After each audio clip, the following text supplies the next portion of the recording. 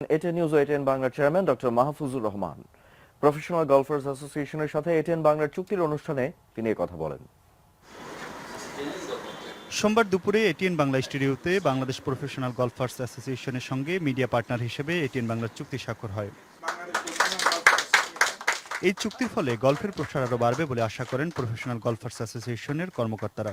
আমাদের এই কোঅপারেশন ভবিষ্যতে অব্যাহত থাকবে এবং ভবিষ্যতে যখনই কোনো দিন আজকে থেকে ২০-২৫ বছর পরে গলফ একটা পর্যায়ে আসবে, আরও অনেক ব্রডকাস্টিং হবে, তখন কিন্তু আজকের এই দিনটাকে আমরা সবাই স্মরণ করব যে না, ATN was the channel who had signed for with BPGA to broadcast golfing activities in Bangladesh.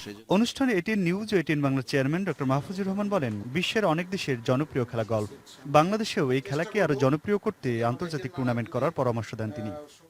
অ্যাসোসিয়েশনকে আমি রিকোয়েস্ট করব বাংলাদেশে আন্তর্জাতিক টুর্নামেন্ট করেন এবং আপনাদের টিম, আপনাদের লোকজনকে বিদেশে বিভিন্ন টুর্নামেন্টে পাঠান।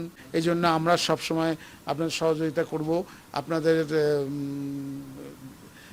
এইসব টুর্নামেন্ট করার ব্যাপারে যা প্রচারণা করা দরকার আমরা আপনাদেরকে সাহায্য করব। ক্রিকেট ফুটবলের সাথে সাথে অন্য খেলাকেও জনপ্রিয় করার পরামর্শ দিয়ে হকি ফেডারেশনের সিনিয়র সহসভাপতি ডক্টর মাহফুজুর রহমান বলেন, বাংলাদেশ শীঘ্রই হকি বিশ্বকাপে অংশ নেবে। পৃথিবীর ১২৫টা দেশ হকি খেলে, সেখানে বাংলাদেশের পজিশন অনেক নিচে ছিল।